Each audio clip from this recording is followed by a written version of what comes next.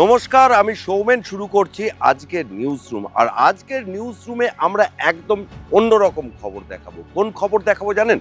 যে খবরে আপনারা চমকে উঠবেন এমন একটা খবর আজকে নিয়ে আসবো। ভারত কিন্তু ইতিমধ্যে একটা বড় সিদ্ধান্ত নিয়েছে। কি সিদ্ধান্ত? এবং ভারতের এই সিদ্ধান্তের ফলে রীতিমতো আলোড়ন তৈরি হয়েছে দক্ষিণ পূর্ব এশিয়ায়। আর সবচেয়ে বেকায়দায় পড়েছে মোহাম্মদ ইউনূসের সরকার, অর্থাৎ বাংলাদেশ। কোন বাংলাদেশ? যে বাংলাদেশের জন্ম দিয়েছে ভারত। আর সেই বাংলাদেশ কিনা এখন ভারতের বিরোধিতায় নেমেছে। ভাবা যায়, মানে যে পাতে খেলেন সে পাতেই আপনারা ছেদাটা করলেন। ঠিক আছে, ভারত বরাবরই প্রথাগতভাবে ঐতিহ্যগতভাবে ভারত হচ্ছে সহনশীল দেশ। আর সেই ভারত কিন্তু এবার একটু অন্যরকম পদক্ষেপ নিয়েছে, যে পদক্ষেপে ইতিমধ্যেই একটা এই এপ্রিল মাসে বেশ কম্পন উঠেছে ঢাকায়। ঢাকার বিভিন্ন প্রশাসনিক মহলে জোর গুঞ্জন। গুঞ্জনটা ব্রেক করেই দিই। কিরকম গুঞ্জন? 2020 সালে বাংলাদেশকে একটা বিশেষ সুবিধা দিত ভারত, আর 2025 এপ্রিল মাসে এসে সেই সুবিধাটাই তুলে নিয়েছে ভারত। ভাবুন কিরকম বিষয়টা। বাংলাদেশকে ভারত মিত্র দেশ হিসাবে ভেবে ট্রান্সশিপমেন্ট ব্যবস্থার সুযোগ দিয়েছিল। কিরকম? মানে বাংলাদেশ ভারতে মাল পাঠাতো, ভারত সেই মালের কাস্টোডিয়ান থেকে বাংলাদেশের ক্লায়েন্টদের কাছে বিশ্বের দরবারে পৌঁছে দিত। এই যে ট্রান্সশিপমেন্ট ব্যবস্থা, তার জন্য কি হয়েছে? বাংলাদেশের রপ্তানি বাণিজ্য বেশ ফুলে ফেপে উঠেছিল। শুধু 2022 সালের পরিসংখ্যানটাতেই ভারতে মালপত্র রেখে বাংলাদেশ $45 মিলিয়ন অর্জন করেছিল। ভাবতে পারেন? মানে ধরুন বাংলাদেশ কি পাঠায় বিদেশে? ম্যাক্সিমামটা পাঠায় পোশাক রপ্তানি করে। ভারতও পোশাক রপ্তানি করে। তবুও প্রতিযোগিতার মধ্যে না গিয়ে বাংলাদেশকে মিত্র হিসেবে মেনে নিয়েছিল। মানে ধরুন মুম্বাই বিমানবন্দরে প্লেনের যে কার্গো বিভাগ থাকে, সেখানে এক্সপোর্টের জন্য যে কার্গো বিভাগ থাকে, সেই প্লেনের কার্গো বিভাগে আগে ভারত বাংলাদেশের রপ্তানিযোগ্য পোশাককে তুলতো, তারপরে ভারতীয় রপ্তানিকারকদের পোশাক তুলতে দিত। মানে ভাবুন, ভারত নিজস্ব রাজস্ব ক্ষতি করেও চেয়েছিল বাংলাদেশ যাতে আমেরিকান ডলার বা বৈদেশিক মুদ্রা কামাতে পারে। আর সেই ট্রান্সশিপমেন্টের পারমিশন তুলে নিয়েছে এবার ভারত। বাংলাদেশের তো তরহরি কম্প হবেই।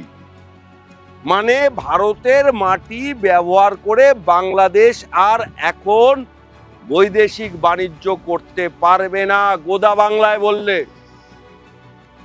অবশ্য দুটো ক্ষেত্রে ভারত ছাড় দিয়েছে, নেপাল এবং ভুটানের ক্ষেত্রে।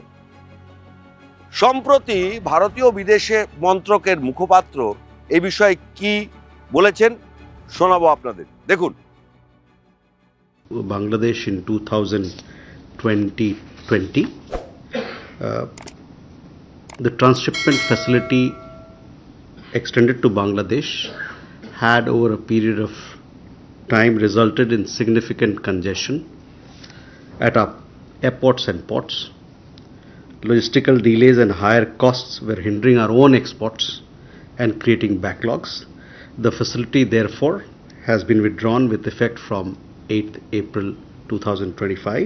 And let me clarify here, I saw some reports.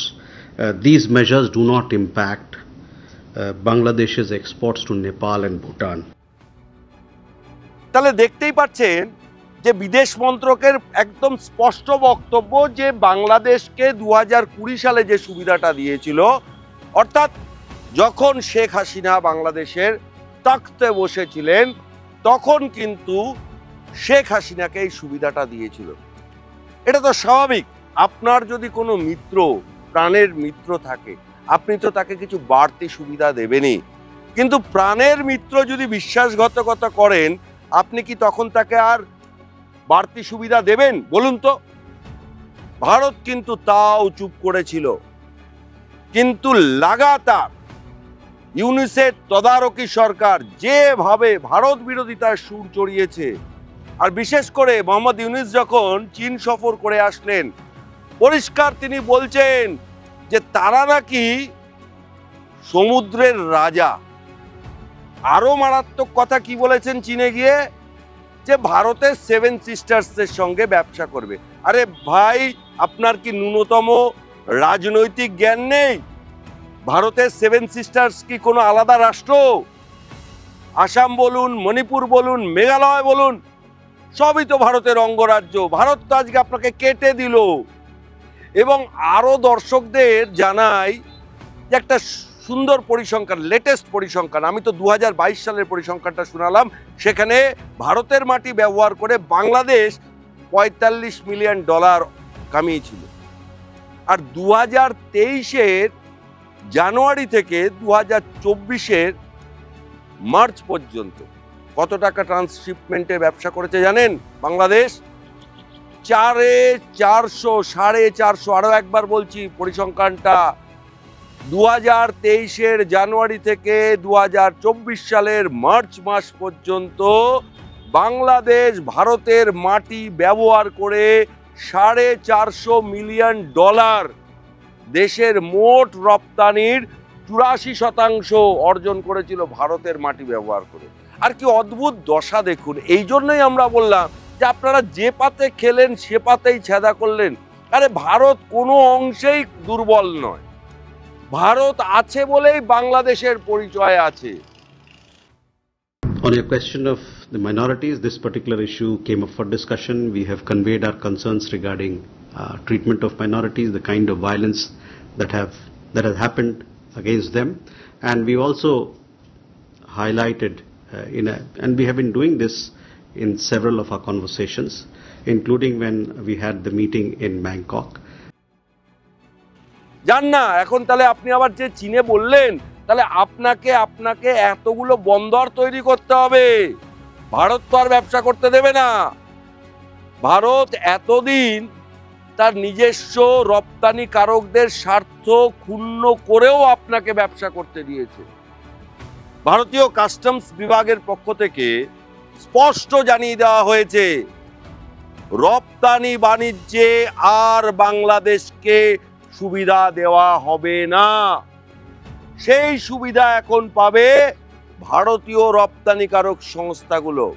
তার মানে বুঝুন যে ভারত কতটা নিজস্ব রাজস্ব ক্ষতি করেও আপনাদের পাশে দাঁড়িয়েছিল। আর আপনারা কথায় বলেন কলকাতা দখল করে নেবেন, আপনারা কথায় বলেন সেভেন সিস্টার্স দখল করে নেবেন, আর কথায় কথায় বলেন চীনের হাতে তামাক খাবেন না। চীন এমনই একটা দেশ যে কারোর মিত্র হয়নি। দেখতে পাচ্ছেন তো ট্রাম্প প্রশাসন চীনকে কি করেছে? 150% বেশি শুল্ক চাপিয়েছে। আর এবার ভারত যে কলকাঠিটা নাড়লো, সেই কলকাঠি নাড়াতে কিন্তু আপনাদের রপ্তানি বাণিজ্যের দফা রফা হয়ে যাবে বলাই যায়। কারণ এখন এই কদিনে আপনাকে বন্দরগুলোতে সেই পরিকাঠামো আপনি ডেভেলপ করতে পারবেন না। ধরুন আপনার চট্টগ্রাম বন্দর, ধরুন আপনার মোংলা বন্দর, আরে আপনাকে তো আগে পরিকাঠামো ব্যবস্থা করতে হবে। আপনার দেশে যে বস্ত্র রপ্তানি করে, ভারতও তো বস্ত্র রপ্তানি করে, শিপমেন্ট রাখবেন কোথায়? সেই পরিকাঠামো আছে আপনাদের? আজকে কিন্তু মোহাম্মদ ইউনুস ভুল করছেন। তখন সে দেশের তাকতে ছিলেন শেখ হাসিনা, আর আজকেও ভারতে রয়েছেন শেখ হাসিনা। পার্থক্য শুধু একটাই, শেখ হাসিনার সময় বাংলাদেশ যে সুযোগ সুবিধাগুলো পেত, আপনার জামানায় ভারত আর সেই সুযোগ সুবিধা দেবে না। কি করবেন মোহাম্মদ ইউনুস ভেবেছেন? খাতায় খুন্তি বস্ত্র কোনো কিছুতেই কিন্তু আপনারা আর ভারতের সঙ্গে পেরে উঠবেন না। যান, তার মানে দেখুন, চট্টগ্রাম থেকে আগে মায়ানমার যেতে হবে, মায়ানমার থেকে তারপরে চীনে যেতে হবে, তারপরে আপনাকে আমেরিকায় যেতে হবে। দেখুন না cost of production, cost of export cost কোথায় গিয়ে দাঁড়ায়। খুব মজা ছিল। পশ্চিমবঙ্গ, অসম, ত্রিপুরার সীমান্ত ব্যবহার করে আপনার দেশের প্রোডাক্ট ঢাকা থেকে বিভিন্ন এদেশের ভারতের বিভিন্ন বিমানবন্দরে এসে মজুত হতো। সেখানে আপনারা প্রায়োরিটি প্রেফার্ড কান্ট্রি লিস্টের তালিকায় থেকে সেই সুবিধা নিয়ে ভারতীয় রপ্তানিকারকদের বঞ্চিত করে ডলার নিয়ে যেতেন ঢাকায়। এবার আর সেটা হচ্ছে না। সেদিন চৈত্র মাস ছিল, ভারত কিন্তু চৈত্র মাসে কিন্তু ক্লোজ করে দিয়েছে তার বাংলাদেশ অ্যাকাউন্ট। এখন কিন্তু চৈত্র মাস চলছে, সামনে নববর্ষ। বাংলা তথা ভারতের নতুন বছরে আপনি যে মহা বিপদে পড়তে চলেছেন সে কথা কিন্তু বলাই যায়। তাই বলতেই পারি, আগে আপনি নিজেকে সামাল দিন, তারপরে ভারতের কথা ভাববেন। ভারত তো দিল্লি আবি দূর হ্যায়, বহু দূরে রয়েছে দিল্লি। দিল্লির দিকে তাকাবেন না। ভারত কিন্তু এত সহজে ছেড়ে কথা বলবেন না। ভারতের সহনশীলতাকে, ভারতের ভদ্রতাকে, ভারতের নম্রতাকে কোনো অবস্থাতেই কিন্তু ছোট করে দেখবেন না। সেটা হবে কিন্তু বড় ভুল। আজকের নিউজ রুম এই পর্যন্ত। সমস্ত খবর এবং আপডেটের জন্য চোখ থাকুক নিউজ পোল বাংলায়। নিউজ পোল বাংলা, খবর বিশ্বজুড়ে।